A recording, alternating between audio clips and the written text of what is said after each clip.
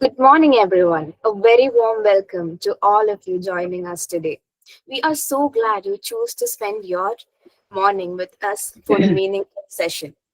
So, I am Flavia, and it's a pleasure to welcome you all for today's session and the webinar on understanding students' emotional well being. So, to keep this session smooth for everyone, the microphones are disabled by default. If you'd like to ask a question or share a thought, please use the raise hand feature and the moderator will unmute you. You can also stay active in the chat box. We love seeing your thoughts. This session will be uploaded on YouTube and LinkedIn, so feel free to share the links with your friends or the people that it might benefit. And here is a quick disclaimer. The webinar content discussions, presentation, and shared resources is meant only for educational and awareness. It should not be treated as a medical diagnosis, treatment, or a therapy. Participants should consult qualified healthcare professional for any personal, mental, or emotional concerns. Neither Stay-Fit-Run nor the speakers are responsible for any outcomes from the use of this information. This session aims to promote emotional well-being and open dialogue, but it does not create a doctor-patient or a professional counseling relationship. Okay, so before we begin, I'd like to thank our sponsors, Mantrana, helping people slow down, tune in, and transform with grounded emotional wellness coaching. Next, A Skill, breaking borders by connecting skilled talent with global opportunities through AI-driven skill. Next, Explore Easy, India's fastest growing edtech platform, empowering educators and learners to grow together. And finally, Positive Synergy Production, creating creative storytellers and media innovators specialized in digital content, commercials, and large scale live events. And also, here is a fun part for you, audience. The Mantrana is giving away free consultation to 10 lucky participants today. So stay tuned, it could be any of you. So now let's move on.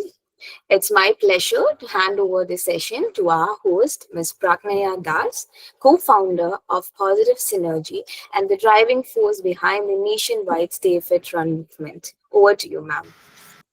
Thank you so much, Livia. Good morning, everyone. And from the heart, thank you for being here. Today's session is not just a webinar, it's a space of understanding, a space of healing. And for many students out there, it may even become a space of hope. Across India and around the world, young minds are carrying silent burdens, pressure they never speak of, fears they never hide behind smiles, and questions they feel too scared to ask.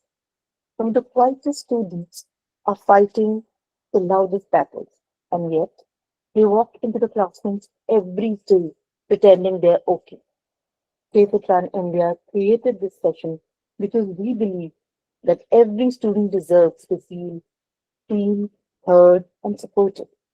No achievement is more important than a child's peace of mind.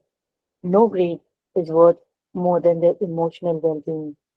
To our panel experts, thank you for lending your voice to those who often go unheard.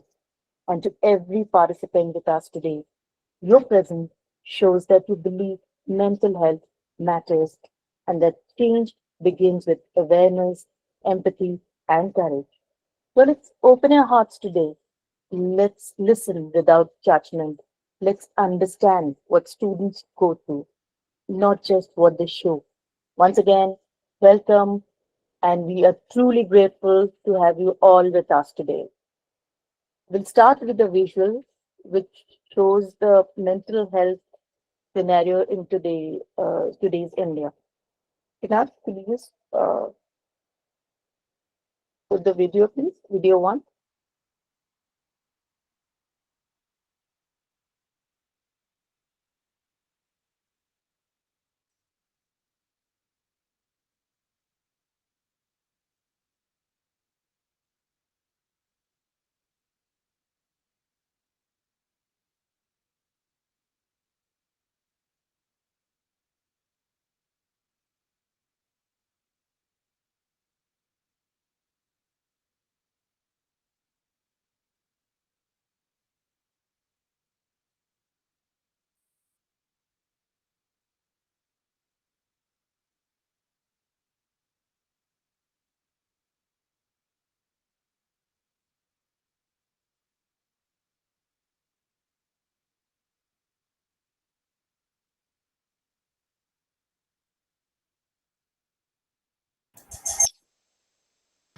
Srinath, is it audible? I couldn't hear the visuals. Oh, okay. Could you just replay it again, please? Because it wasn't audible to any of us. Yeah.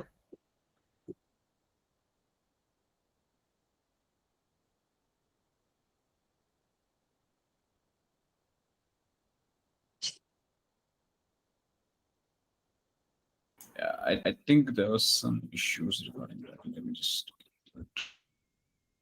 We can play the video after the first segment introduction. Yeah, Uh, yeah, sure, sure. right. So, I'd like Preeti to go ahead with the first segment. Oh, thank you, ma'am. Good morning, everyone, and welcome to today's webinar. My name is Preeti Mansatya, and I'm honored to be here as the campaign ambassador of Stay Fit Run. I'm excited to begin segment one, where we focus on understanding today's student mental health landscape. In today's world, students are navigating a fast paced academic, social, and digital environment, one that is filled with pressures and often remain unseen but are deeply felt. And many young people carry silent struggles dealing with stress, anxiety, and emotional overwhelm. Even though these experiences may not always shown on the surface, as adults, educators, caregivers, it's essential for us to pause and acknowledge what students go through behind closed doors. Students today face rising levels of anxiety, constant performance expectations, and ongoing self doubt, despite being more connected online than ever before. Many still feel lonely and emotionally disconnected. Social media intensifies these feelings, pushing students into constant comparison, which often makes them question their own worth when they are seemingly perfect lives online. These pressures shape real internal thoughts such as, I don't want to disappoint my parents. Everyone looks perfect. Why not me? And I'm scared of failing. These thoughts are common, yet they are rarely spoken aloud. Students hesitate to share their feelings because they are fear being judged, misunderstood, or perceived as weak. Many simply lack the emotional vocabulary to articulate what they are going through, while others don't know where to seek help or who can they trust. This segment aims to bring awareness to the emotional landscape. Our goal is to help everyone understand the hidden challenges students face every day, to recognize how both online offline environments impact their mental well-being, and to encourage a more compassionate and empathetic approach in how we support them. By acknowledging these realities, we create opportunities for strong connections with students, helping them feel seen, understood, and supported. With this foundation laid, we can smoothly transition into the next part of the webinar as we continue explore how can collectively contribute to students' emotional well-being. Over to ma'am. Thank you, Preeti. Thank you for letting us know about the segment. Before we start the segment, I'd like to introduce our speakers. We have with us our esteemed speakers, Captain Amrit Koijam, former Indian Army officer and mental fitness advocate. He's also a fitness enthusiast. We have with us Dr. Nikat Fatima. She is a mental health expert and certified practitioner. We have Dr. Gurminder Rawal, who is founder Mantrana and ICF Associate Certified Coach, NLP Master Practitioner. Thank you so much. We will be joined by, I'm sure there are some technical issues, I believe, from our international speakers, so they will be joining us soon. But before that, let's start because our participants are already waiting. So we need to start. So, as Preeti mentioned, it's an alarming situation here when it comes to all students understanding today's mental health landscape, right? So, what are the challenges that the students are facing? The challenges are that's an important fact we need to take care of. So, could you tell us something, Dr. Gurminder? What mental emotional challenges do students experience most today?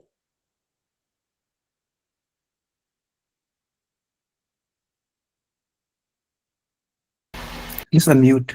Yeah, good morning, everybody. First of all, I would like to thank you for inviting me here and making me a part of such a wonderful discussion on a subject very close to my heart that I'm always in for the happiness and betterment of these children. And through Mantrana, I just have one mission in my life that I want these children to feel heard, understood, and seen, because somewhere during this fast pace of life we have forgotten, or we have deprived them of that time and patience which they need utmost and in urgent manner at this point in time. Daily we are listening to harrowing news of students committing suicide. Even yesterday there were two news in the opening.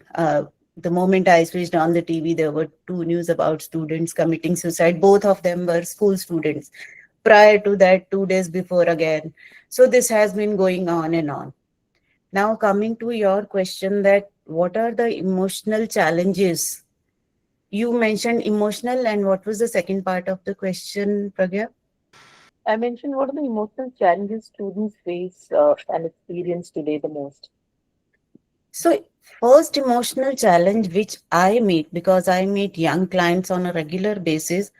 So, first emotional challenge that they experience is they feel that they are not being understood and heard properly the And way they want to. sorry, but you can't see the video. My video? Yeah, yeah. Uh, am I not visible? No, No, visible. absolutely visible. Visible. Okay. I think you haven't presented. Can try once. Yeah, yeah, visible. Please, ma'am, go ahead. Okay. So, since they are feeling a lot of emotions are going through their mind, because they feel they are not taken the way they should be, they feel somewhere unseen, unheard, and misunderstood. And that is leading to lot of anxiety, lot of mental pressures in them. When I say they feel unheard, misunderstood, by that I mean that they have certain mental blocks in their head wherein they feel that if they are going to share their emotions with their parents, with their teachers, or their elders, maybe they are going to get judged.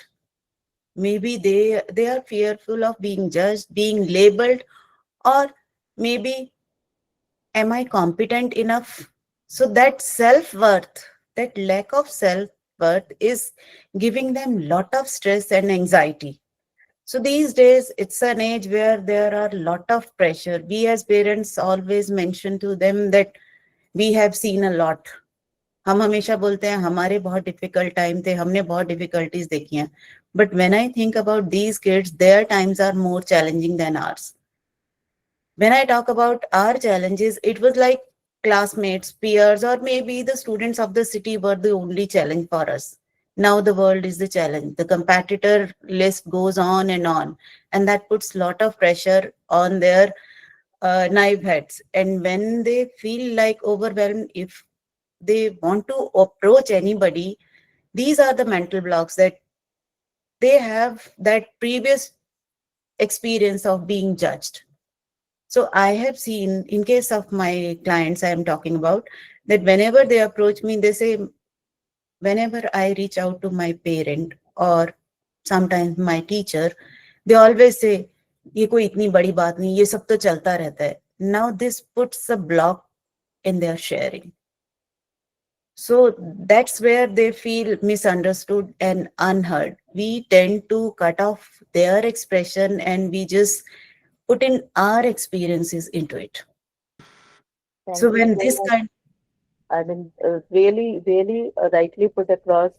We need to take care of this thing, and we don't need to level ourselves with them because times have changed, things have changed.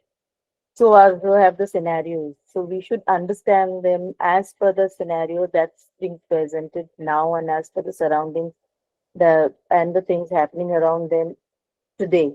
But Right. yeah, as you rightly put at first, Dr. Gurminder, most of the time, and I think almost all the time, not only Indians but parents across the world do judge their child with the way they have been brought up, with the way they have seen the world, right? So So thank we you so as much. Yeah. Uh, you want to go ahead and say something, please? no, no, no. You Okay. continue. So thank you so much. I'd like to introduce a international speaker now. I think he's with us. He joined Mr. Motube Sakalnatu, mental wellness practitioner and international counseling specialist. Thank you so much for joining us.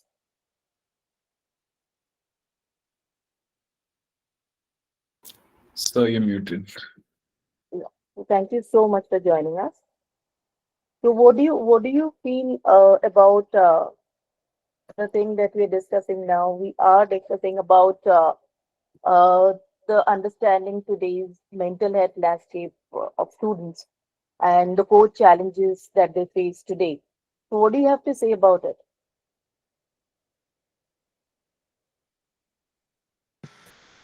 So you are on mute. Am I audible? Yeah. Can you hear me Yeah, now? now it's on. So, Mr. Mot, Yeah. so we have our international speaker, Mr. Motive Setelku, mental wellness practitioner and international counseling specialist. Well, a warm welcome. My And we are thank here, yeah. So we are here discussing about the challenges students are facing today. What do you think are the emotional challenges students experience most today? um one of the challenges that they are experiencing, it's in fact a little bit several challenges that students are facing nowadays. One of them is academic challenges. What do I mean by academic challenges? Number one, academic pressure, meaning high expectations from parents, teachers, and themselves can lead to stress and anxiety. Number two, time management, um, meaning balancing coursework, extra curricular activities, and part-time jobs can be overwhelming as well. As we know that some of the students, they don't have enough financial muscles. Mhm. So on the other hand, when they are done at school, they must also juggle work and school and try to support themselves financially. So this is that is another thing that contribute that is a contributing factor to time management. And then the learning loss, which is remember that during the COVID-19 pandemic, it has resulted in significant learning losses, particularly in math and reading. So mostly students have suffered a lot because parents who were supporting them financially, they had to lose their jobs. They could not support them financially anymore. So it became a little bit tougher for them emotionally and even mentally because now they could no longer afford to pay their studies. That's one of the things that students are facing in these days. Thank you very much. Thank you. Uh, Captain Amrit Koyam, if you could throw some light on that. Thank you, Pratna ma'am. I would like to bring out about 3 to 4 points. The first overwhelming emotional challenges the students are facing today is, too much of instant information that is happening across the world. Global conflict, war, Palestine issues, When the day begins, instead of having a motivational reels or like a video or WhatsApp messages, the students today are seeing explicit images about, dead body. This is my son's body. This is my mom's body. All this thing is affecting and the students are absorbing it. Okay, this is overwhelming and this is happening. We cannot control it. Global conflicts, wars, economic meltdown. Okay, and too much of noises around. Second thing is the way the pros and cons of social media. Social media, this is extremely insensitive or sensitive. For example, they tend to have a tendency of comparing with the others as perfect life, which is being portrayed in social media. Even on day-to-day basis, their updates, their latest updates, and how many likes are being there, and how many are followers, and which friends has liked it, which friend has not liked it. All these things affects them emotionally, and need for validation through their likes and comments and this thing, and cyberbullying. Okay, on the third aspect is on burnout. Today's students are overloaded. They have overloaded schedules and school, coaching, internship, part-time jobs. So they sacrifice a lot on their lack of rest. They have poor sleep patterns. They feel exhausted, but still they are pushing through. And too many decisions are available as of today. So they are confused with the choices they make, subjects, colleges, careers, and the last aspect is on loneliness. And in spite of being so, digitally connected, they find it extremely difficult to find a real friendship, real unfiltered friendship which you can discuss anything. Is very rare to find. Not only students, even us, including me. So these are some of the points that, the students are having emotional challenges in today's world. Thank you, Pratim. Thank you, Captain. Really, getting a good friend is very important at this hour. So, all the participants here, please make good friends around. They are your saviors. Over to Dr. Nikat. Please, show your part. Good morning to everybody, and thank you for having me here for this wonderful discussion. I think most of the points have been previously discussed by our esteemed panelists, but I would like to reiterate on loneliness. I think across the spectrum, if there's one epidemic, I would call it post the pandemic more so, is the epidemic of loneliness. Across age spectrum, across let's say any cohort that you pick up, or anybody who's reaching out for help, the underlying issues are always connected to loneliness. And when during the earlier presentation, it was mentioned, despite being digitally connected, we are increasingly lonely.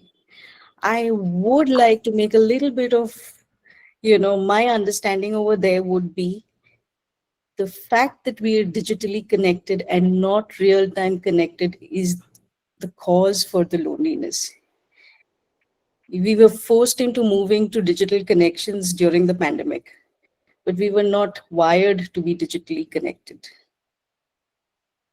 So I think that is the biggest challenge that I see today. And yes, peer pressure, performance anxiety, there's absolute overload of information, very, very unhealthy competition, bullying starting from very early on, um, and a lot of systemic problems that are unaddressed. Let's let's say the stigma around seeking help, the patriarchal conditionings that we have been subjected to, lack of connection with our emotions. The entire pressure on students is on learning math, on learning English, but not on emotions, on resilience, on how to cope with grief, what inner child conflicts they're going through. None of that. So I think we need to sort of rehumanize our, us as a society, and not, I mean, it's not just the students, but I think the larger picture, the environment around the students, right? All the stakeholders around a child's life. How regulated are we in handling students or in handling children? Yeah. Beautifully put, Dr. Nikat. We need to rehumanize the thing, the students. I believe this is one area where we are not moving ahead. We are going behind. Whereas if you see, science is moving, medical is moving, everything is moving ahead. There should be solutions to this problem. It's not a problem, it's a situation. And the solution starts from home itself. The surrounding, the home, the peers, teachers, all together should uh, come and discuss and sort out the problem, the situation. But it's high time people should open up and ask also. I don't know where is the gap and why is there a gap when things have changed, perspectives have changed, acceptance has changed. But still, students now, if we see, are more lonely and they are more overwhelmed than before. Why? Why do you think it's that way, Dr. Gurminder?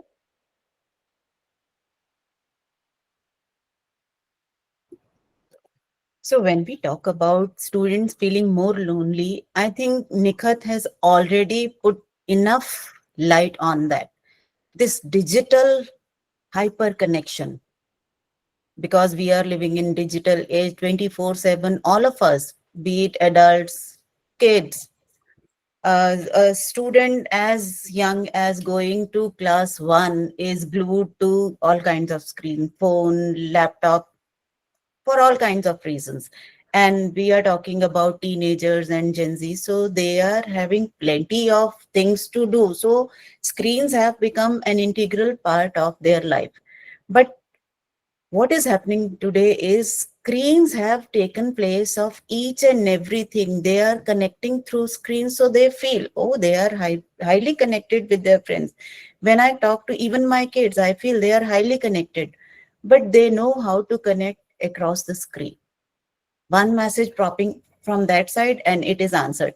But when it comes to in-person connection, the real conversation, when we are observing the expressions, non-verbals, and when they are made to talk to strange people, new people into the newer setups, it becomes a huge challenge for these kids because they haven't acclimatized or they haven't been conditioned to have human connection to that extent which we had in our times.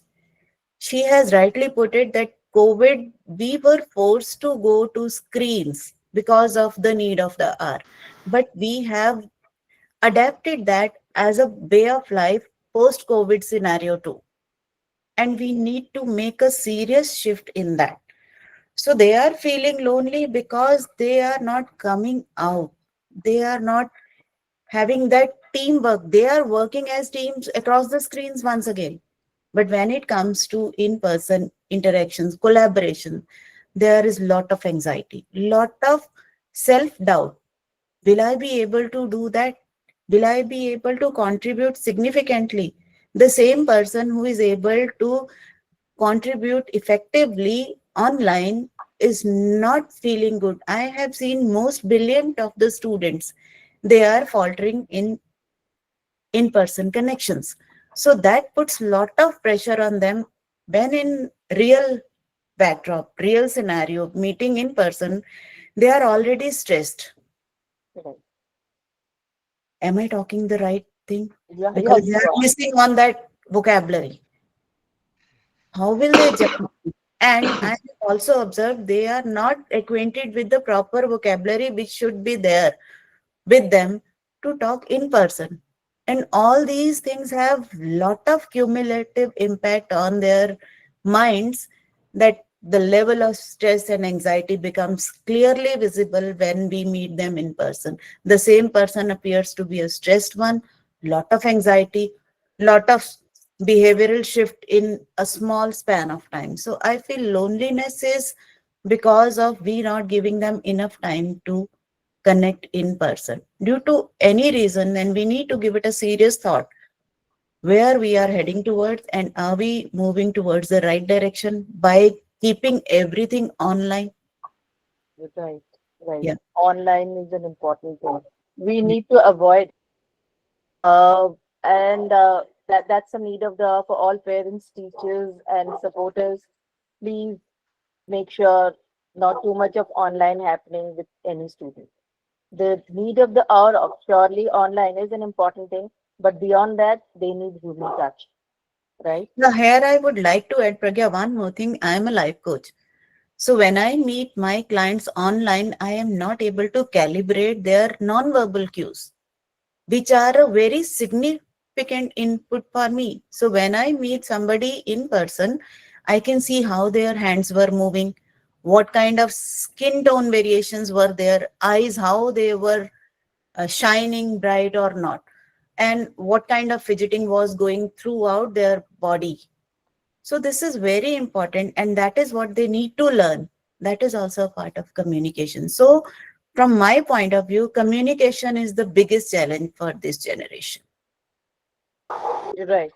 So, Mr. Motibe, if you could add on anything internationally, we see students are very outgoing, they're very confident. When it comes to emotional part, they are not open. Why do you think it's that way? Um, I think it also has to do with where we are coming from. Sometimes where we are coming from, it also plays a role in our emotional intelligence. Let me make an example. You find out that a student who is being abused at home, it is a little bit difficult for that kind of a particular student to open up.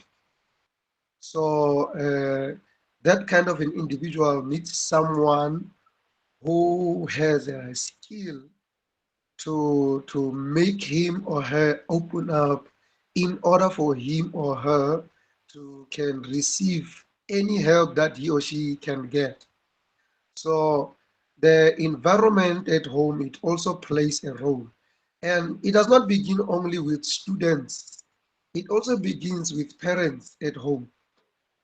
Why am I saying that? Because if our parents are not emotionally intelligent, that on its own, it causes the children as well not to become emotionally intelligent. Let me make an example. For example, when a child or a student comes at home and he or she did not work well at school, a parent who is not emotionally intelligent, this is a kind of a parent who will try to shout at the student and try to compare the student with another student that he or she knows that is performing the best at school.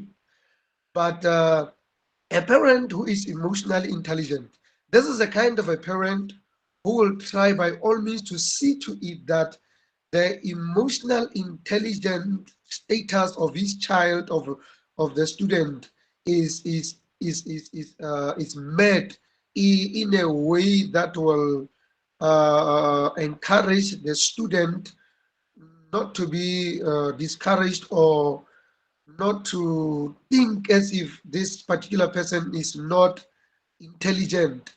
And the parent will make it a point that the student, the mental health of a student is not being affected as well by the emotional intelligence of the student. So this kind of a parent who are having, who are well, who are having a mental health, and who are having emotional intelligence, these are kind of parents who will try by all means to see to it that they support their children emotionally, so they support their children mentally, so they support their children educationally, so in each and every way that they can find to support their children, they make it a way that they support their children. Let me make an example.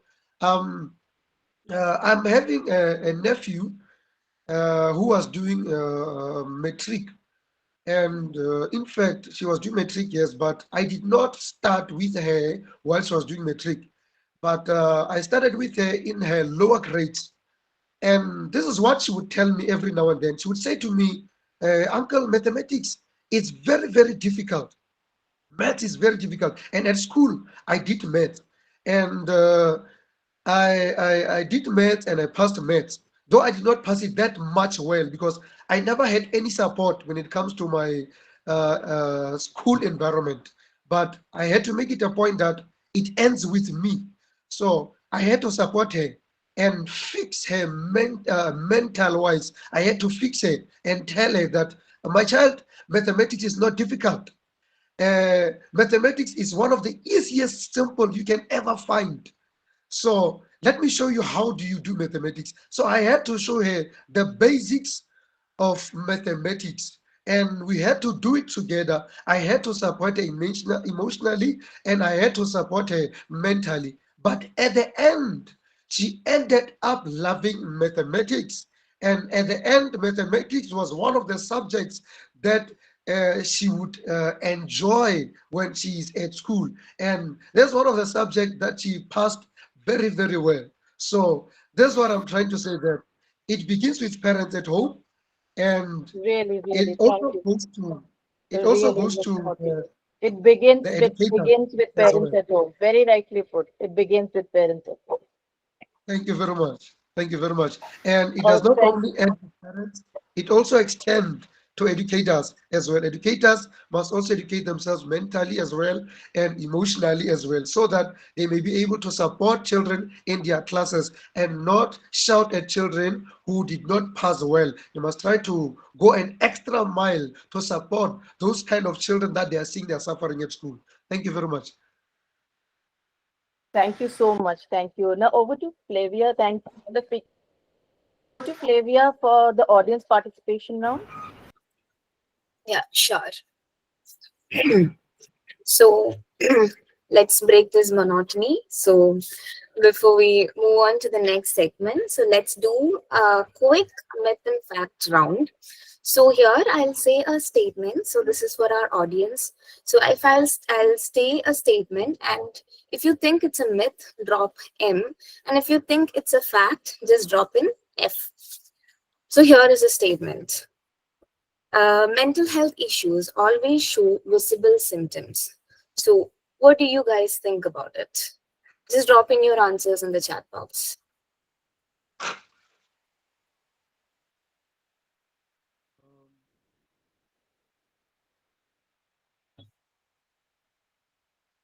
It's good to see that people are aware about the mental wellness and mental awareness here. Of course, it is. So, mental health is not always visible. So, which is why, like, conversations and webinars like these will help us a lot. So, before we start to move on to the next segment, I would like to give another big shout out to our sponsors, Mantrana, Axel Skills, Exploreza, and Positive Synergy Productions. And also remember, we are picking 10 lucky winners for the free consultation. So everyone, stay tuned.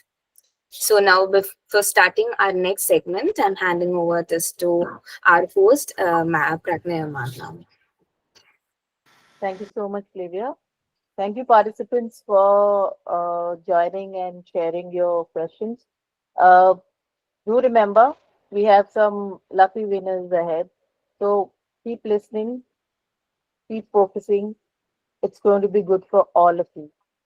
So now moving ahead, we have a segment which talks about causes, pressures, and early warning signs. So over to Ruchika for this. Ruchika, could you just present the segment, please?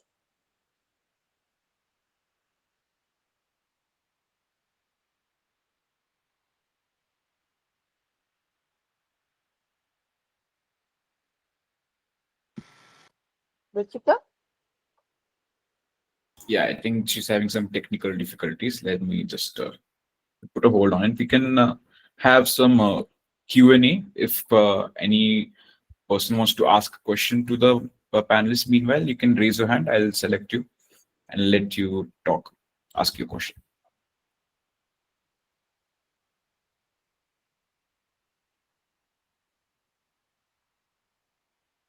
Yes, Ritesh, go ahead. You can ask a question.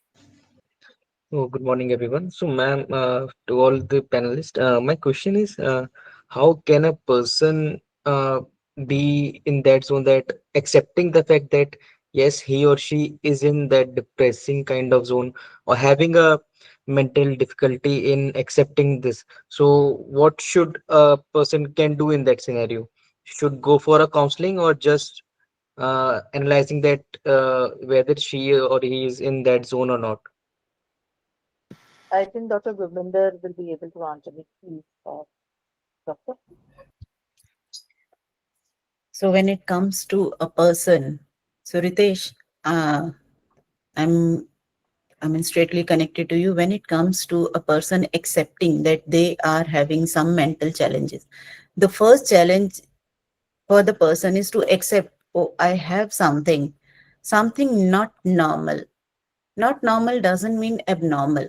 When we are having fever, it doesn't mean that we are having something abnormal. It's an indicative, it's a symptom that we need to check something is going wrong inside the body.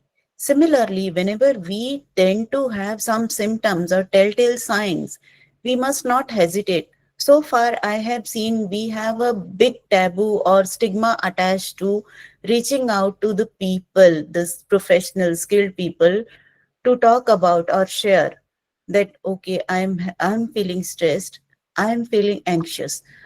So being vulnerable, so far we have known or heard that being vulnerable is a weakness. But from where I see, being vulnerable, accepting it, is actually empowering. The moment you realize that you have something which needs to be addressed immediately, you must accept it wholeheartedly, and you must reach out for the proper support. The support could be your uh, own support people. First, you need to talk to your parents or some guide or mentor who you feel that you can share it with. And if still you feel that you are not getting resolution, there is no harm in reaching out to the right people at the right point in time. Because whenever you are taking the first step, the rest things start falling in place with no wastage of time and no burnout, no impact further on your mind, on your capabilities, and on your abilities. And above all, you will not feel that you are lagging behind. Fear of missing out will also be not there. That is what I have to say to you, Ritesh. Thank you so much, ma'am. Thank you for the insights. Thank you. Yeah. We can, I think, facilitate one more question before we move on to the next segment. Anyone wants to ask a question, please just raise your hand uh, using the raise hand feature, and I'll let you unmute and ask a question.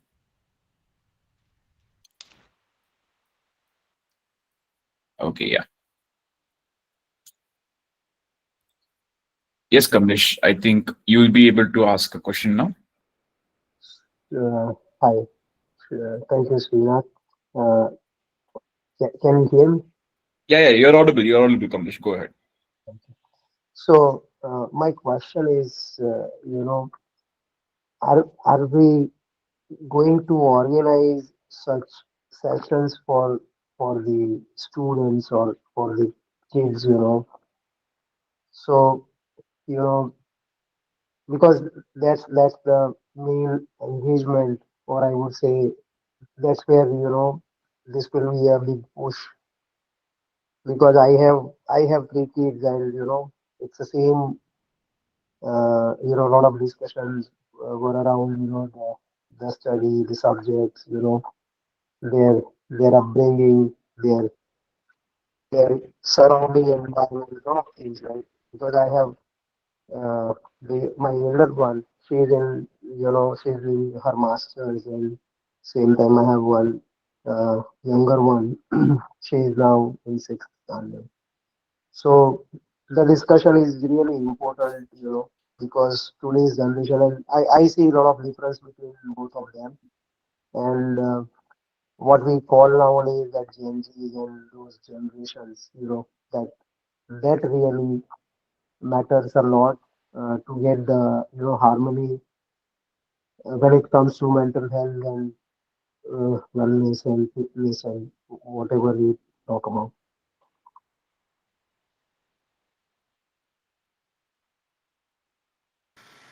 I think, Dr. Nitat, if you could go ahead and answer this.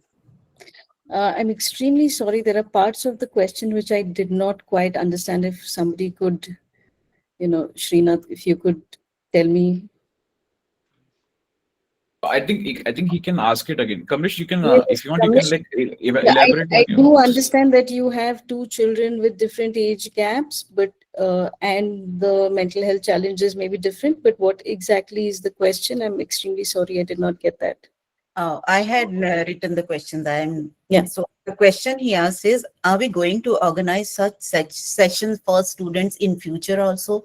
Because they prove to be highly beneficial and throw some light which he would like to. Okay. Well, I would like the organization to, take that question up. But we do a lot of awareness campaigns, and I think today it is mandatory. The growing mental health crisis in the country, it's mandatory for every organization to not just have counseling support services, but also sensitize both students, parents, and educators, as well as the staff of all education organizations, to be aware of what to look out for, what mental health entails, and what do we do, where to seek help, what are the telltale signs, what are the early symptoms. And yes, so it is a collective responsibility of the home environment, of the educational environment, and the society at large. So yes, these kind of discussions have not just to be on webinars and in at organizational settings, but what I truly believe, they have to be dinner table conversations at home. We talk about, आज मुझे sugar हो गया, I mean today I have diabetes, I have hypertension, I have a cardiac issue, or I may simply have a fever, but nobody talks about their feelings. Today I'm feeling low, today I don't feel like doing a certain thing.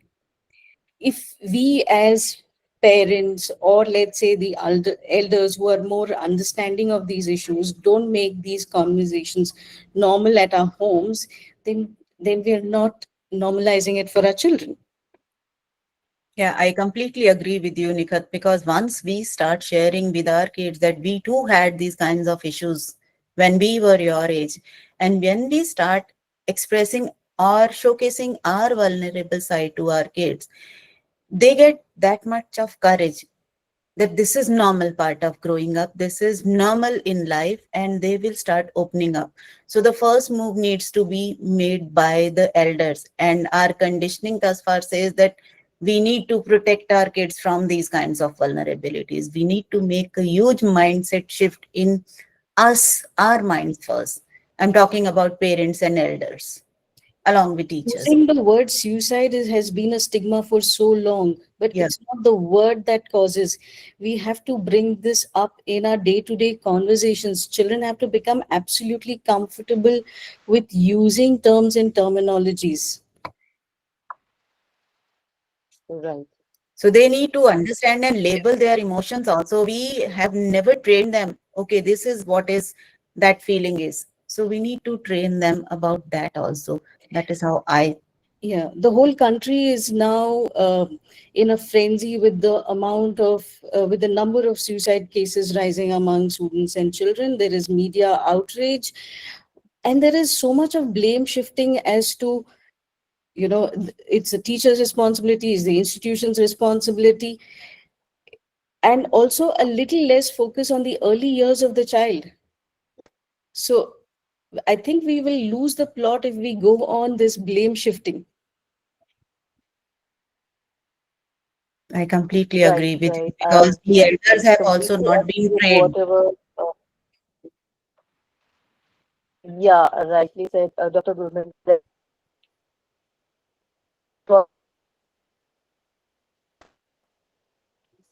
Your network is lagging, Pragya ma'am.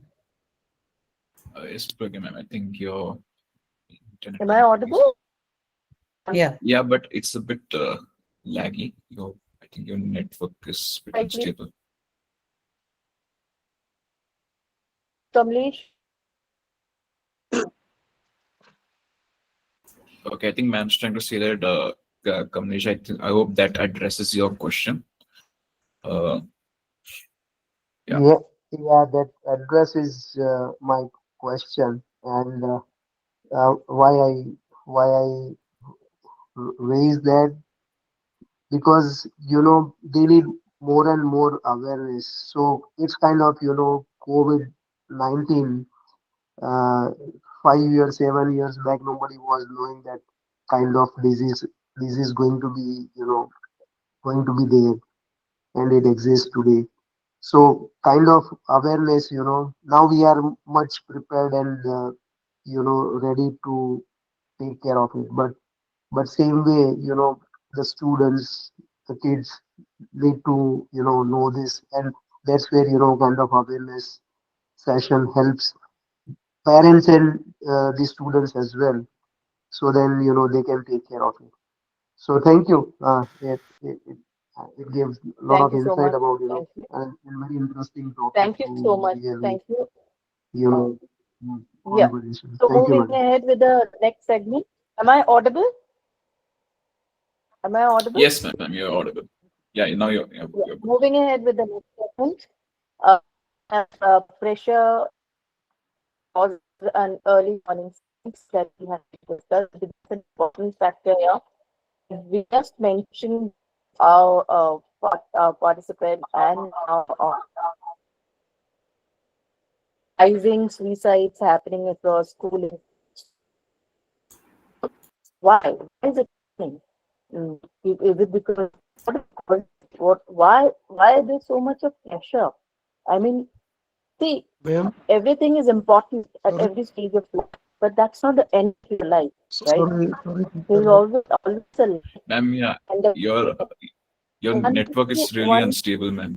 We're not able to sorry to interrupt, but the network is really unstable.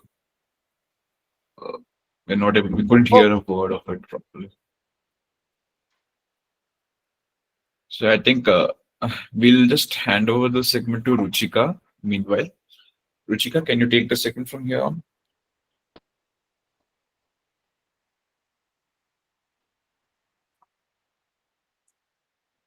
Hello Yes, everyone, Ruchika. my name is Ruchika, Campaigns Ambassador at Stay Fit Run. We understand now what truly drives student stress, the pressure they face both at home and in school, and the early warning signs that adults must recognize before things escalate. Now, I will be presenting second segment understanding student stress causes pressure and early warning signs. Student stress often begins with academic expectations, high standard from school, and families create intense pressure, leading to anxiety and burnout. Next is social comparison. Students constantly compare themselves with peers in social media, which affects self-esteem and identity. When we have digital overload, being online 24 by 7 exposes students to constant information, messages, and FOMO, leaving them mentally exhausted. Many students have emotional blind spots. They struggle to identify the express their feelings, so emotionally build up silently. Pressure doesn't come only from academics. Home and school environment play a huge role. High expectations across studies and extracurriculars can make students feel they must perform perfectly all the time. Communication gap with parents or teachers leaves students feeling unheard or misunderstood. And emotional invalidation, even if unintentionally, makes students believe their feelings don't belong, causing them to suppress emotions instead of seeking help. Some signs of student stress are subtle but important. Watch for social withdrawal, student pulling away from friends or families. Notice mood shifts like unexpected irritability or anger. Look for academic decline, a reduction in marks or focus. And don't ignore the behavioral changes like disruption in sleep, change in appetite, or poor hygiene. Many students don't speak up because of fear of judgment, want to appear strong, or believe adults won't understand their expression. That is why early awareness and empathetic communication are essential. Now, I would like to conclude by stating that recognizing these causes, pressure, and signs early can help an intervention sooner and support students before stress turn into crisis. Thank you, and over to you, Ms. Prakya. Thank I again, Dr. Amrit, Captain Amrit, how important is routine?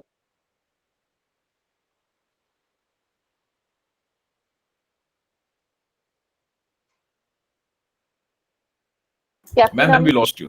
We couldn't hear you. We are not able to hear you. Captain Amrit, Yes, yeah, like from you, how we lost you. Yeah, we lost you, ma'am. We weren't able to hear what you actually asked. प्रज्ञा का connection जब तक connect हो uh, I have one question for all panel Yeah, yes, sir. Go ahead, please. I am audible Yes, sir. You are audible. Please go ahead. How can a young person differentiate between normal stress and A mental health crisis मतलब एक student या कोई person young person ये कैसे differentiate करेगा कि वो normal stress है या मेंटल हेल्थ स्ट्रेस या क्राइसिस है उसके कुछ सिम्टम्स या आप क्या समझते हैं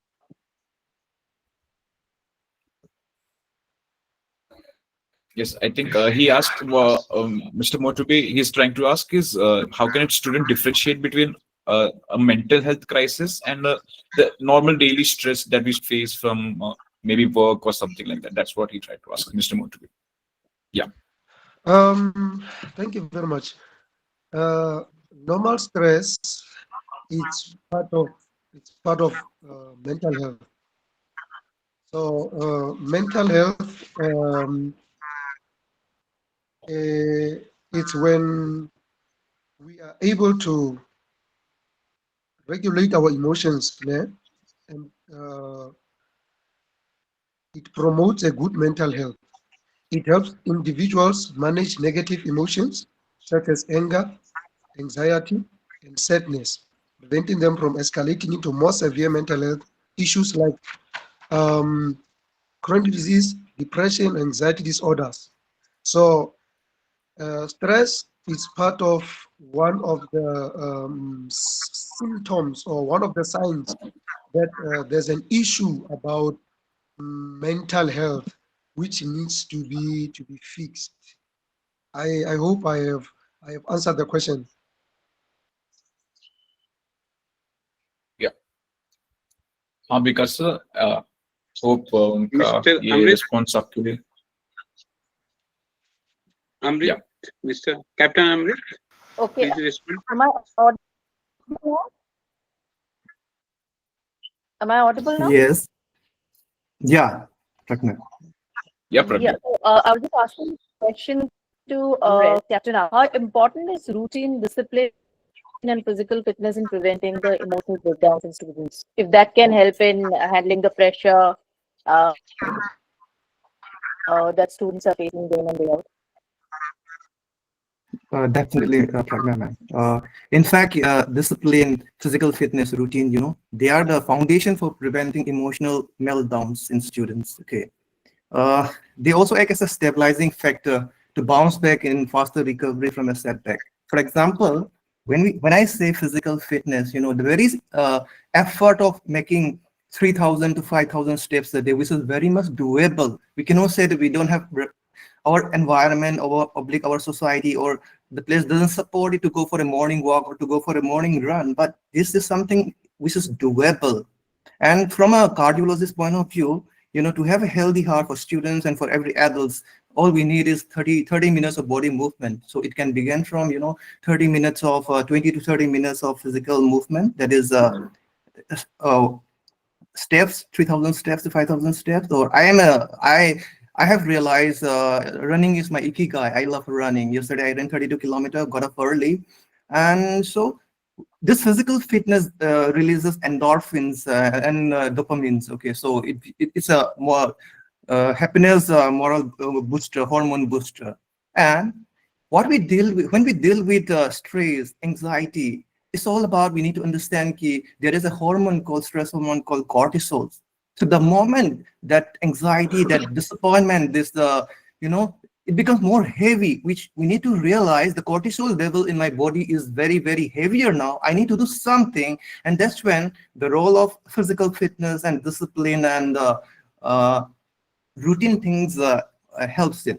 So physical fitness, repeatedly doing it makes it a discipline. Discipline is nothing repeatedly doing it again and again and again, getting up at 4 o'clock or getting up at even sparing, giving yourself the self-care of 30 minutes every day, which is very, very much doable for everyone, here. Love yourself, pamper yourself, give yourself 30 minutes of your me time. That is very, very important. And that is discipline, and that is physical fitness that will give you happiness hormones that will help you recover from your setbacks and disappointments and difficulties in life. And it will also help you in giving a high self-esteem. Again, as far as the routine is concerned, today's students are suffering from overload, overwork, and burnout issues. The routine things will give them a clarity about what is to be planned, what needs to be done during, and it will definitely help in their time management.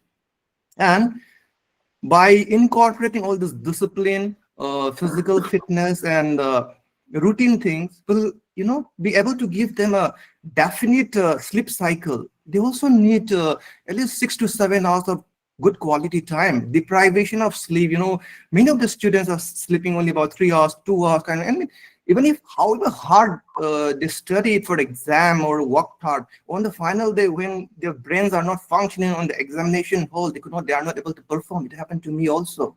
So that that balance of rest, recovery, sleep, in spite of putting all the efforts, all these things like routine, discipline, and physical fitness will definitely help them in balancing out or stabilizing their emotional well-being. Pragnama. I love like to ask the other panelists also, is if you have got any perspective that the audience, the participants, and all of us need to know, which will help us know about the triggers behind student stress and anxiety. Please, we'd like to know, Dr. Govinda, Mr. Motube, Dr. Nikat, anything? What are the biggest triggers behind student stress and anxiety? If you have any perspective towards that. Okay, I just like Biggest triggers behind student stress and anxiety. I just liked to add earlier to what Mr. Pandey asked. I have a very simple, I mean, the how to detect stress in your body. I think the previous presentation, mentioned everything. But a very simple way of understanding if your stress levels have gone too high could be the fact that you don't enjoy what you previously enjoyed. आपको पहले chocolate या कोई particular chocolate या ice cream अच्छी लगती थी, आज आप वो चीज खा रहे हो but you don't feel anything, that means you're heading to some level of burnout. Yeah. And one more thing is when you stop laughing at jokes, there is humor, but you don't feel like laughing. It's a very small, steps to understand that, okay, something's not going right. Yeah. Go ahead. Yeah, here I would like to add and answer because this answer a question. So I would put stress into two different categories. Stress is a daily phenomena. आपको भी होता है, मेरे को होता है, सब time होता है. So stress can be either distress or eustress. When it is eustress, when I am being assigned a task and I get excited, oh मुझे करना है, आज ही करना है, I'm feeling like looking forward to it. It's eustress, motivating stress. And when I feel like, oh, kitna work burden hai, oh, they don't understand. I'm man. Now this is distress. So this is a telltale sign that I am getting bogged by this particular thing which I have been told to do. Or either I procrastinated. I'm not ready to do it today. I'll be doing it tomorrow. Again, it's a message to my brain that something is missing. Not everything is in right place. So when it is eustress, the same level of stress will motivate us to do better, to perform better. And A minimal amount of stress is important for us to progress and to go forward in life. But yes, when it is crossing that barrier and becoming distress, that is high time we need to address it at the earliest. That is how I feel it should be. I hope I am able to answer Vikasji's answer question. Sorry. Yeah, thank you so much. Um, Thank you so much. Moving uh, ahead to the third segment, which talks about No, no. coping Actually, I think skills. Mr. Motobe wanted to add something. Pragya ma'am, just a second. Yeah. Please. Yes, Yeah. Motobe, sir. Please feel free to it. Yeah. um, I wanted to add something as far as stress is concerned. Sometimes stress is caused by us failing to regulate our emotions, meaning that if we're able to regulate our emotions, we will be able to manage our stress effectively. So, managing stress effectively, it allows individuals to identify stress triggers, implement coping strategies, and engage in self-care practices that promote relaxation and well-being. And by regulating emotions, individuals can reduce the negative impact of stress on their physical and mental health. Now, emotional regulation is important because it promotes emotional well-being, self-control, mental health, positive relationships, better decision making, and effective stress management. And again, it equips individuals with the skills to understand and manage their emotions in a healthy and adaptive way, leading to a more balanced and fulfilling life. Thank you very much. Thank you so much. Thank you. Moving ahead to the third segment, coping skills, resilience, and support system. What can students, parents, and educators do about it?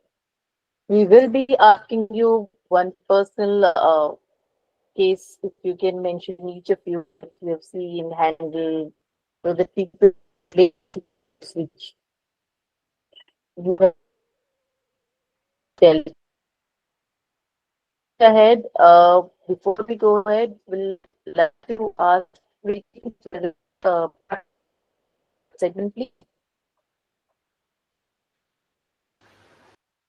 Ma'am, we lost you. Ma'am, we lost you. We couldn't hear what you were trying to say. Yeah, I'd like Prakriti to present the third segment, please. Yes, Yeah, yeah. ma'am. Okay, sure. Hello, I am Prakriti and I am a campaign ambassador for Stay Fit. And I will be introducing you to the third segment.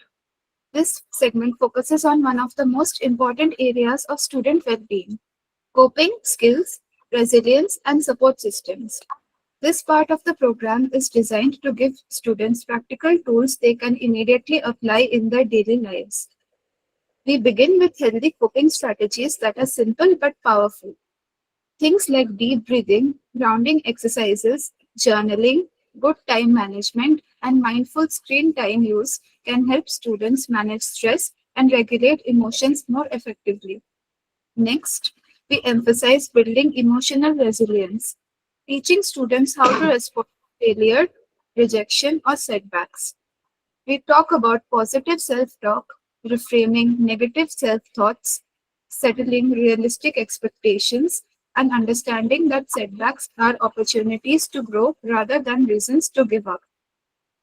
We also highlight how everyday lifestyle habits directly impact mental health.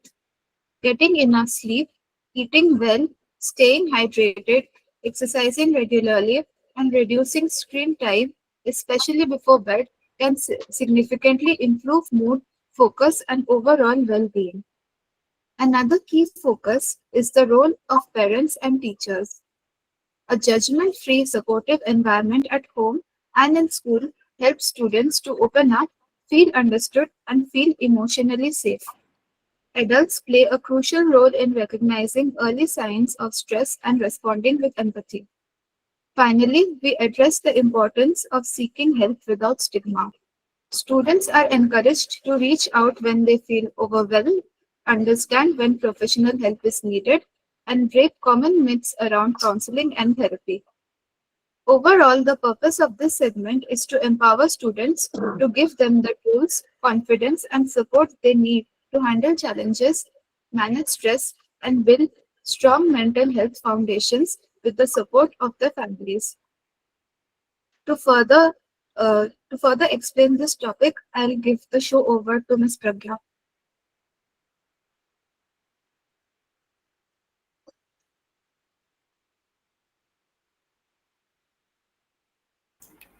Yes, ma'am. Program, are you there with us? Yeah, I think she's trying to have get a stable internet connection. We can then have another short Srinath, Q&A. Uh, play a video. yeah, sorry. Play a video. Yes, sir. Yes, sir. Just yeah, we can have a short. I think the video is not possible right now, so we'll have a short Q&A with the. If anyone wants to raise their hands, we can. I will have you have questions for panelists. Yeah, if anyone wants to ask a question. Yeah. Okay, Harsh. Wait, I'll. Yes, Harsh. Go ahead and ask your question. Hello everyone. My question is like, how can we help students to build resilience so they bounce back from failures?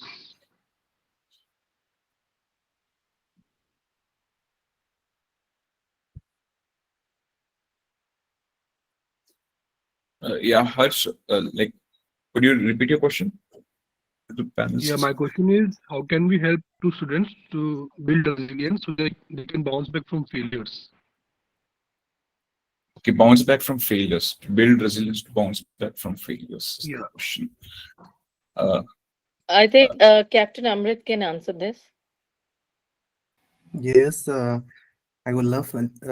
Just 5 minutes ago, I had covered about physical fitness and how physical fitness is being physical activity in sports, Or I'll start with physical fitness in sports first. Ki just make them involved in about say 20 minutes to 30 minutes of that me time. Pick up any sport. It can begin with 3,000 steps. It can begin with 5,000 steps. Understand their interest. It can be a pickleball game. It can be anything. It can be running, cycling, swimming. Make them engage it.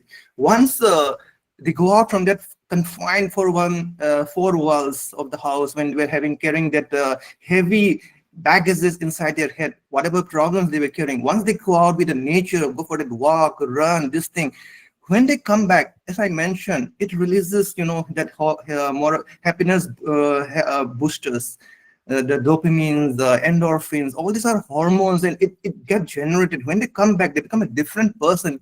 Okay, just 1 hour ago or 24 hours ago, I was carrying this heavy. I felt like the load that I was carrying on my brain was the heaviest load.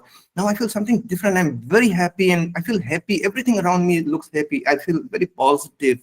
So it is created by the this thing. Second thing is it begins with awareness. Okay, like the parent or like they're honest and they're aware. They have something disturbing in their mind and they have someone whom they can confide to with full of confidentiality. I have some problem, something is disturbing me, so and so happen, be it your daughter or your son.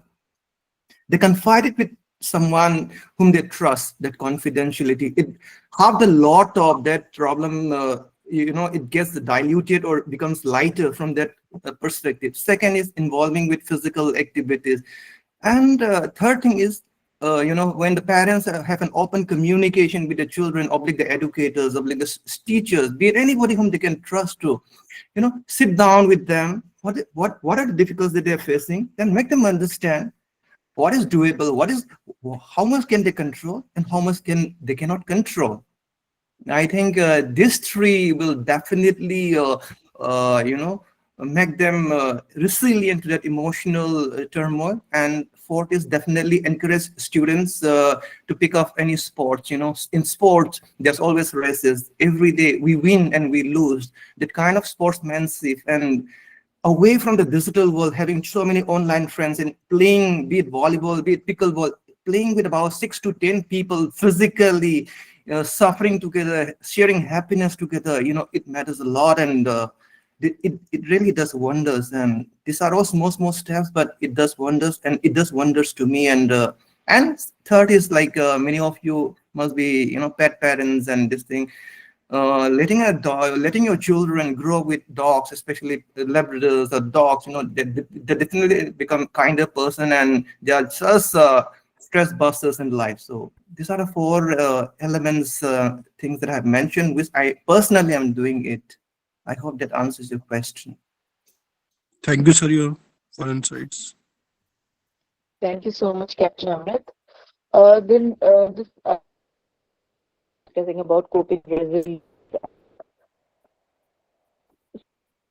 Tell, Ma'am, unfortunately, we lost you again. We're not able to hear you. am I not audible again? Your, and yeah, your internet connection is staggering. Am I audible now? Yeah, you're audible now, but it's a bit shaky when you like go ahead Yeah. So and my talk my for I'm addressing the continuously. question to Mr. Motibe. Okay, Mr. ma'am. Motibe. Yeah. How can a Yes. student know it's time to seek professional help? Um, when when it happens that sometimes in life we hit holes, and we we want things to be successful in our lives, and sometimes it does not happen, and we lose our emotional intelligence in a way that we become discouraged.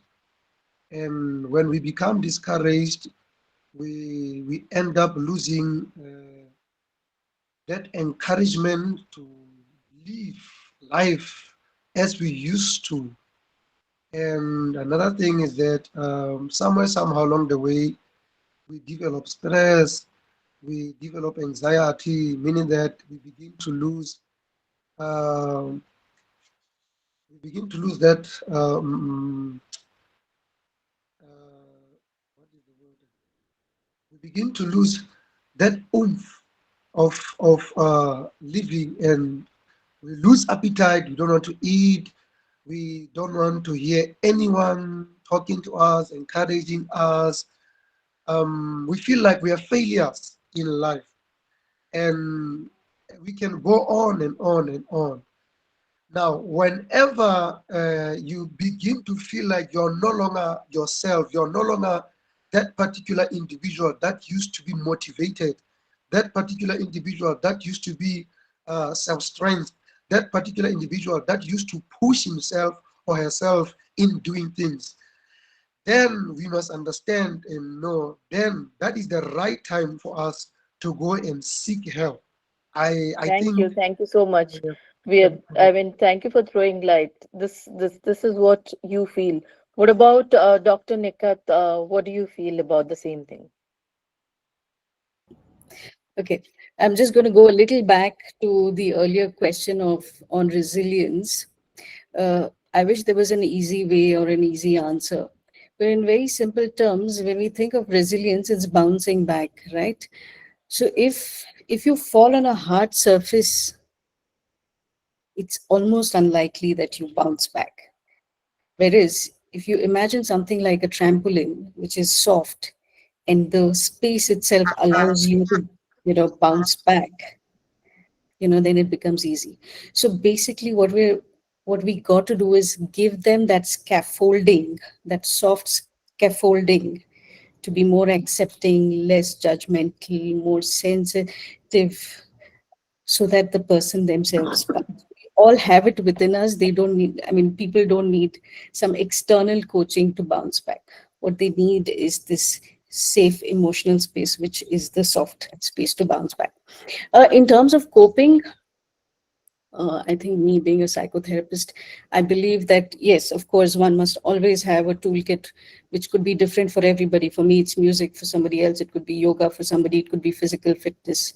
Uh, Sleep, diet, and movement are non-compromising. But personalized coping toolkits everyone must have. But I also believe that coping is a band-aid, which is needed, but you got to run deep into understanding why, the reason for the stress, what is the deeper aspect of, of the issues. So those are my few thoughts over there. Thank you. Thank you. Dr. Gurminder, if you can throw some light. Yeah, when we talk about failure in life and resilience in life, so we need to guide. When I am in my own sessions, I give two examples to my clients, and being while being an educator. So I used to have students who, like, we had an exam of 80 marks. So the student scored 72, missing on 8 marks. The other student, he had 77, missing by 3 marks only, that 80 mark. So they were highly stressed.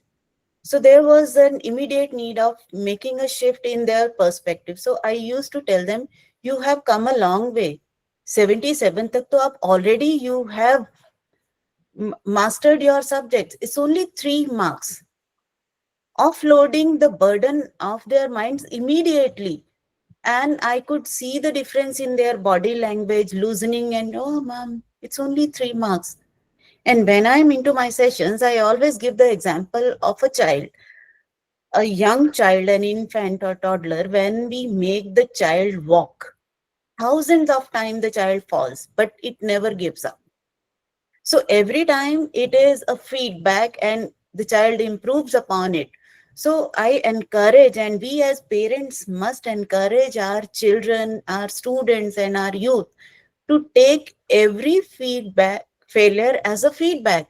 We might have learned so many things in that whole process. That is what they need to accumulate. And from where they must kickstart the next step.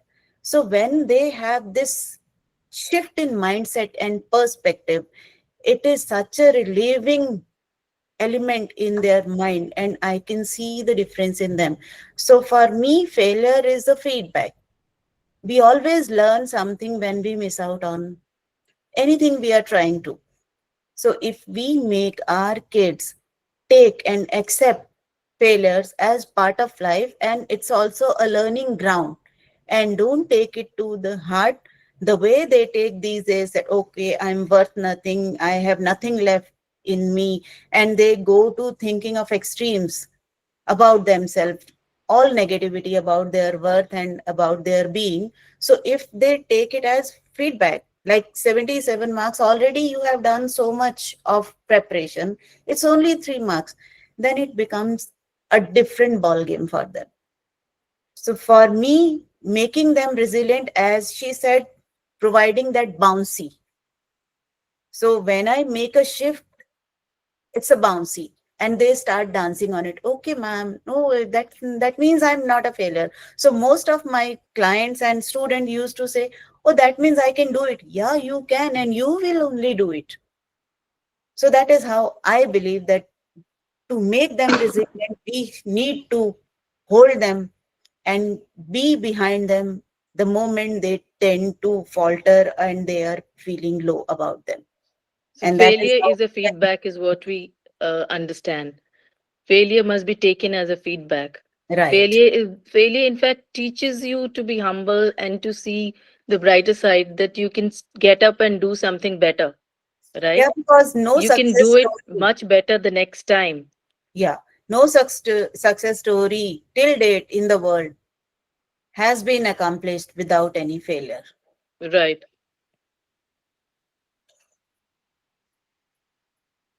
I hope I'm able So to answer. over to the participants. Any questions? Anything, Srinath? Yeah, if anyone wants to like have any questions for the panelists, simply raise your hands. I would like to. Anyone, please don't feel shy. Any questions? All questions are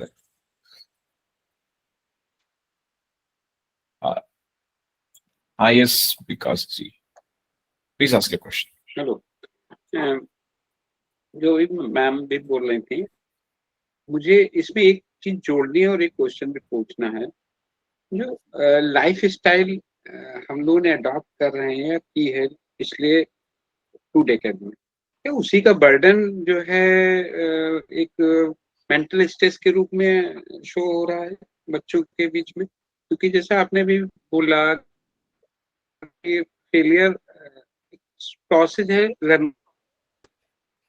तो मैंने उस दिन पूछा था learn और क्या life style हमको silent रहना सिखा रही है या एक्सपोजर दे रही है, जिसका बर्डन ऐसा पड़ रहा है कि वो मेंटल स्ट्रेस या मेंटल क्राइसिस की ओर हम बढ़ रहे हैं। इसका काज क्या है और सोल्यूशन क्या? तो एक एक पॉइंट सोल्यूशन मैं चाहूंगा कि उसको कैसे लाइफ स्टाइल में डेली लाइफ मतलब हम रूटीन वर्क में क्या ऐसी कुछ एक्सरसाइज करें या क्या ऐसा फॉलो करें रूल को जिससे कि सोल्यूशन मिल सके। I'd like to Okay. translate the thing in English. He is asking what in our routine daily life, how can we cope up and what strategies should we use? One in and to change that one thing in our daily lifestyle. What is the small thing that we need to change in our daily lifestyle to cope up with the problem? Okay, should I? Yeah, please. So, to my mind, the daily life change which we need to make is that we must stop celebrating only achievements. We are actually sending wrong messaging to our children, to the youth, that whenever you are an achiever, अगर आपने 100 marks score करे और this much percentage if you are scoring, then only you are a winner. You are a person who needs appreciation, celebration. We must celebrate the process. We must celebrate that you made the effort. पहली बात तो effort करना अपने आप में important है. How many people try for, if somebody is trying to be a cricketer, कितने लोग वो effort करेंगे? और a singer, उस प्लेटफॉर्म पे जाने की हिम्मत करी, वहां तक पहुंचे तो फर्स्ट नहीं आए, अचीव नहीं किया, that is the second part. We but the feedback is you had made this brave effort. We must celebrate that. उस प्रोसेस को, जब हम अपने भी प्रोसेस को, हम भी बहुत बार फेल होते हैं, but we are projecting only one image of ours, that is who I am today. But during the whole process, if we start sharing daily basis, that is how I moved ahead in life. That gives positive motivation and strength to their naive brains. Yes, this is also a part of this journey. So celebrating only wins and ignoring the process, small wins, small achievements, अगर हम उनको भी appreciate करेंगे बच्चों की, तो I believe जो इतना स्ट्रेस है, लाइफस्टाइल तो हर, it's a dynamic process. We are evolving, तो लाइफस्टाइल चेंज होता रहेगा, the way we grow, the way we have more achievements, but it should get transferred positively to our kids instead of in the form of an anxiety or stress. If they are not able to achieve to that level in this age, they have a lot of time to reach there. So we must install these kinds of thoughts in their mind to make them less anxious and more peaceful at heart and mind. I hope I'm able to answer Vikas's question. Yes, we have. And he wanted one-liners from all the speakers out here. So, Captain Amrit, if you can throw some light. Can you please repeat it, question again, if you don't mind? Question Ratna, is, ma'am. what is that one lifestyle change we need to do to cope up with the resilience, the pressure, the issues that we are handling day in and day out? Yeah, it was the previous ma'am had already given all the detailed outline about celebrating small wins, and it's okay to show our vulnerabilities, not only the glitter and the optics of our day-to-day life. And we need to create more awareness about what one sees in the social media is all about. 90%, 95% is all about optics. It's no, that's the only my positives. Even I'm not happy. Okay, something bad happened, but I get if I posted something, some positive, some just morning walk with this thing friends, and this I posted through 2 3 pictures, and I got 200 likes, and I get dopamines and dopamines from the happiness hormones from there. But is that the reality in life? Is that the real thing that is happening in my behind the what is happening inside my psychological well-being? Definitely not. But I was figuring out a solution how to channelize, vent out my the lot excess baggage that I was carrying. So what I meant to say is like whatever we see, how much we need to take from the as we are living in the digital social media age. 99% everything is happening instantly. WhatsApp, news, media, social media. The lifestyle we need to go back to that our grandparents era. And if many of you read the books of Ikigai, the well-being of this thing is how to increase longevity, how do we live a well-balanced life, eat nutrition food, spend a lot of me time, spend time with nature. In spite of all the busy schedules that you have, we need to do is like we need to give ourselves a priority on self-care, self-love, and at least 45 minutes to 1 hour of me time. And whatever you see on the social media and Facebook and Instagram is not the reality. That's just the optics as far as misleading lifestyle is concerned. We all have problems. The only person that doesn't have any problem in the whole world are the ones lying on the cemetery. Everybody has problems. It's just the intensity, it's just the degree is different. We need to accept that fact. Each one of us, all of us in this webinar, we are having problem, but how do we handle that problem? How do we take it? And what are the solutions, ready-made solutions that we have been adapting as a resilient to fall back, to bounce back? There lies the solution for all these lifestyles, living Thank you so discipline, much. and Thank handling the you, optics. Captain Amrit. Yeah. One liner from Dr. Nikhat, please. मैं आगे बढ़ने से पहले एक चीज doctor Nikhil से भी कहूंगा कि इंक्लूड कर लें। एज ए पेरेंट्स हम ये एक्सेप्ट करने के लिए क्यों नहीं तैयार हैं, या माइंडसेट ऐसा क्यों नहीं कि मेरा बच्चा फेल हो सकता है। पेरेंट्स की मुझे लगता है सबसे बड़ी ये आज के समय में है कि हम एज ए पेरेंट्स ये मानने के लिए तैयार नहीं होते मेरा बच्चा भी फेल हो सकता है। हमको लगता है मेरा चाइल्ड एक्सेप्शनल है, हम मतलब ईश्वर ने हमें डीएनए ऐसा दिया कि हमारे यहाँ तो कोई फेल होगा ही। ऐसा माइंडसेट क्यों बन रहा है? तो आपने अपना जवाब आपके सवाल में ही कह दिया कि प्रॉब्लम हमारे में है कि हम नहीं एक्सेप्ट कर पाते फेलियर को।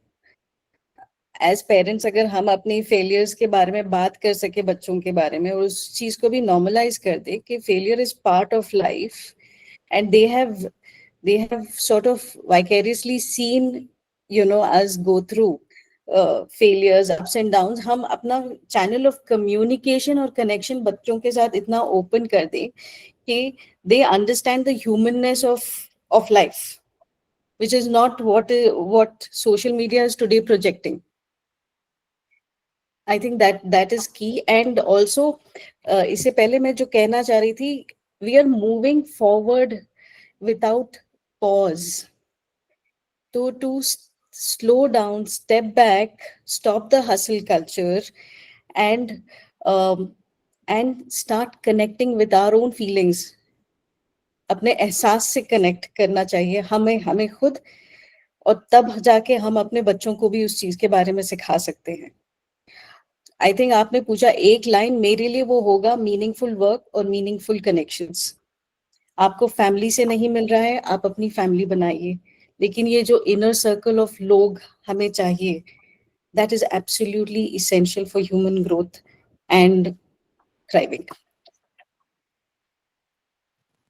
तो in terms of parenting, I would say stop correcting children and start connecting. And I think the best gift a parent can give their child is their own healing. Yeah. I hope Mr. Vikas has got his answer.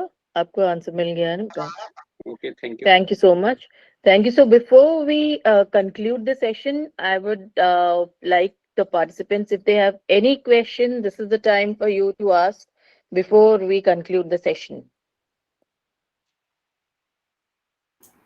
Yeah, if you have any final questions, then you can ask. And if anyone wants to, like any student feels like they want to share their personal like thoughts on this matter, like students with emotional well-being. So who like we can actually get a real hands-on example from you guys if anyone wants to like uh speak up. Yeah, Yeah, yeah, Raj. actually, I have something to add. Yeah, yeah, sure, Raj. Uh, being a 23-year-old, I can vouch for my peers here, and like guys don't know what is emotional well-being. Like they don't even realize where they are exceeding that normal stress, where when to differentiate between normal stress and that when they need help. They don't even realize that when did they transition into that. So that is one thing. And what I have experienced is that maybe you all are professionals here, I might be wrong, but we need to normalize success before normalizing failure. Like we have so overpraised success that even if parents are okay with accepting the failures of their kids, the pride of success is so big for the students itself, from the society, from the parents, that if you succeed you'll get this, you will get that. And even if the parents say that no, it's okay if you fail also, but that weight of succeeding is so much that the student itself, himself or herself, feel that if I don't succeed, I would be tagged as a failure. Even if my parents would be supportive, even if the society would be supportive, the success is the ultimate goal that I need to reach. And until then, I would be, or he would be only degrading himself or herself, that I am a failure, I am a failure, I am a failure if I don't succeed. So normalizing success is more important for the current youth. Like they have so filled up with this thought relating to success. So any thoughts on that? I might be wrong. Can I ask you, Raj, how would you define success? When you're Success. saying let's normalize success, what does success mean to you versus what does success mean to me? Was it and we are a room full of 25 people. Well, how would we normalize or glorify success? Yeah, actually, it could be subjective, of course, but like these can be short term or long term. Like when I was preparing for CAT, uh, it was the biggest thing for my life at that time. Like I need to succeed in this, I need to pass this exam at any cost. If I don't, then I'll be a failure for another year altogether. So at that time, that was the biggest thing for me. And now, as I'm in college, getting an internship might be a big thing for me. Like if I get an internship, I would feel that I have won something, and getting placed would be sense of, would give me a sense of success. So I don't know, like you all have been through these phase of life where you've seen failures, you've seen successes. So it is a way easy and way sensible for you to say that failures are just temporary things, and some failures, there is success after failures. We don't know what is there the other side of the failures. So it is difficult for us, and this is how success is subjective for us students altogether. It would be easier said, and I know how difficult it is to let go of success because, societally we've been conditioned to glorify success. But in very, very short words, enjoy the journey because the destination can always keep changing. Yes, ma'am, for sure. And also, I would like to add only one sentence: don't judge your self worth by the kind of accolades, by the kind of awards, and by the kind of the your picture in the eyes of others. You have to first validate yourself for your effort, for your brilliance, and for your truth towards your effort and towards your journey.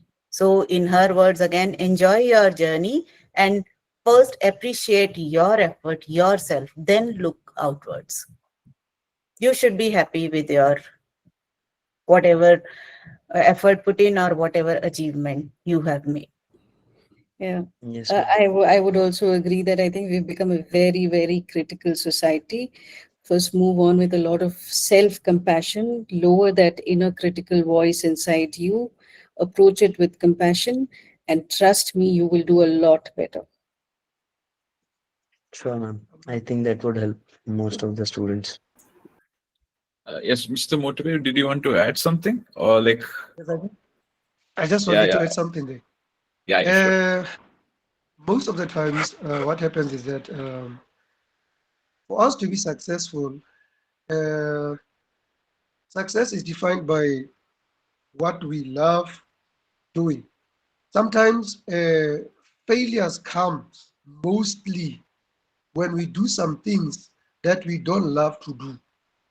Let me make an example. You'll find out that a person loves to do a certain thing, but instead of doing what he or she loves, he or she ended up doing what he or she does not love. Or the parents end up forcing the student to do what the student does not love. And at the end, whatever the student is doing that he or she does not love, he or she end up not attaining success upon that. Now, for us to attain success in life, we have to do the most thing that we have to do is the thing that we love mostly. And in that way, we will be able to attain success. It does not mean that along the journey of the way, we won't experience some hiccups along the way. But whatsoever hiccups that we experience along the way, for the fact that we are doing something that we love, we will end up not giving up upon what we love because we know that we love this and we want to become that.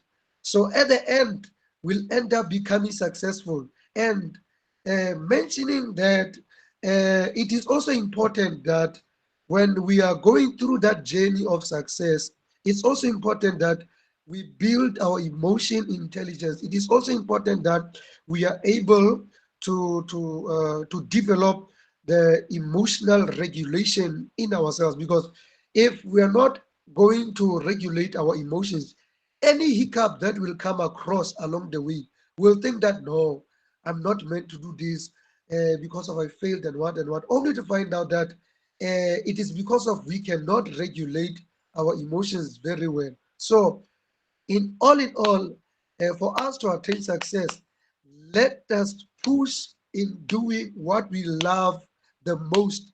And by doing that, you will be doing whatsoever you love and you'll be happy doing that. Thank you very much. Thank you so much.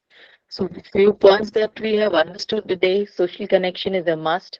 We should stay away from the digital world as much as required. Obviously, we have to be in the digital space, but we should avoid it when it comes to connecting. Our real connections are the humans around, our family, our friends, our colleagues, our teachers.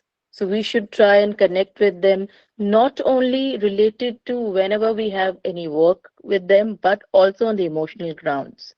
Parents, high time, don't expect too much, don't judge too much. You have also been through this situation once when you were at this age group.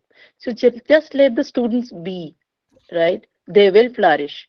Give them the wings. And to all the teachers, please don't judge them by their failures.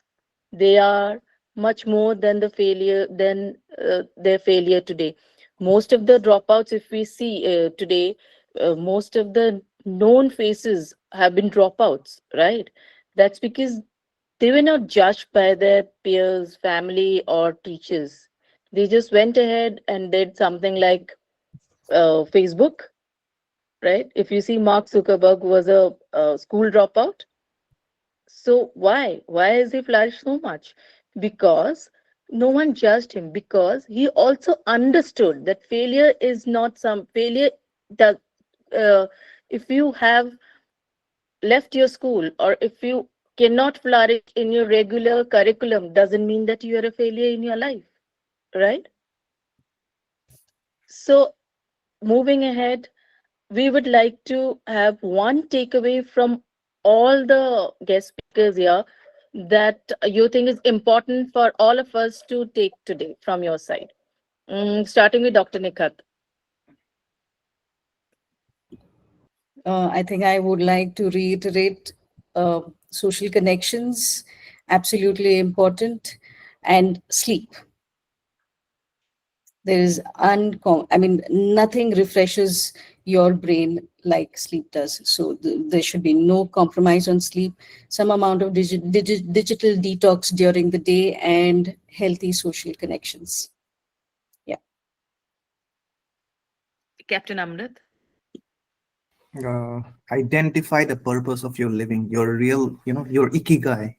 That's everything can be done backward calculation from there. Identify the purpose of your living and self-care. Prioritize self-care and slow down life. Enjoy nature. Enjoy real people.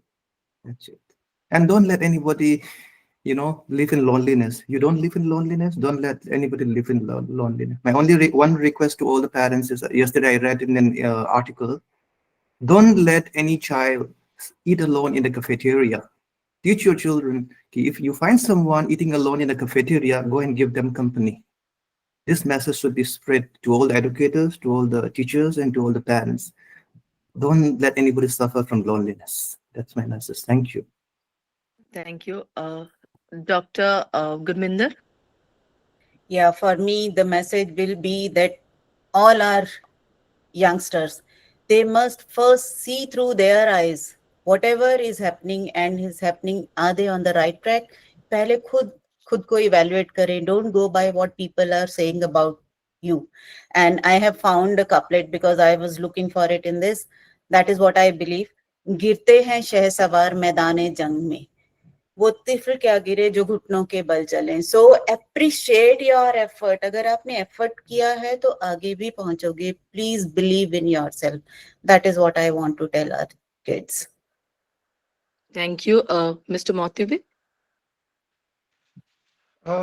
What I want to say is that when it comes to students, uh, we go to universities because of we want to achieve our dreams. So whenever you want to achieve your dreams at all costs. The desire that you have, that you want to see yourself being someone else in life, go for it. Revelation, where you see yourself out, where you see yourself being, go for it. Make it a point that you make it to happen. The emotional intelligence that we have to build, let us build that emotional intelligence along the way because it will help us. The attitude, let our attitude help us to work towards the dream that we have. And lastly, make it a point that no matter what, no matter who says what, motivate yourself to achieve your dream. And I can guarantee you that if it seems like it is not attainable, I can tell you that somebody will come and help your dream to become attainable. Thank you very much. Don't give up upon your dream. Thank you very much. Thank you so much. Thank you. Before we wind up, we'd like to mention that the 10 lucky participants will share personally with you your one free counseling session from Mantrana. And moving ahead, I would like to conclude the session with the thought that really, really, really heartfelt thanks to all of you joining here, all the participants and all the esteemed speakers. I'd like to pause and reflect on what today truly represented. This webinar, as I mentioned earlier, also, it was more than a discussion. It was a reminder that behind every student's smile is a story we may not know, a struggle we may not see, and a courage we often underestimate. To each of our speakers, thank you for sharing your wisdom, your experience, and your heart. You have helped us see students not just as learners, but as human beings who need support, care, and emotional safety. To our audience or participants, teachers, parents, counselors, students, and well wishers, your presence today sends a powerful message. A message that says you believe in mental health that matters. You believe students deserve a world where they are understood. You believe change begins with awareness and grows with action. As we close, let us take forward three promises. One, I believe that's a very important point we all should follow. We will listen more deeply, not just to words, but to the silence in between. We will create safe spaces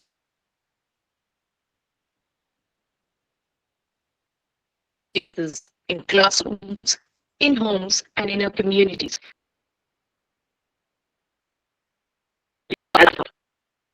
State Run India will continue to work towards building a healthier, more supportive environment for our youth.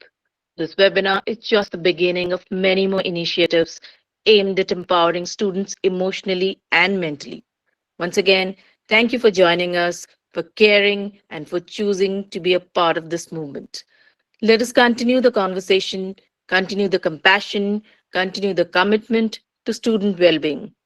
Wishing all peace, strength, and hope. Thank you and have a wonderful day. Thank you and a great Thank day, you. everybody. Thank you, everyone. Yeah, have a Thank good you. Thank you. Sunday, And everyone. pleasure being a part of this discussion. Thank you so much. It was pleasure was completely ours. Thank you. Thanks.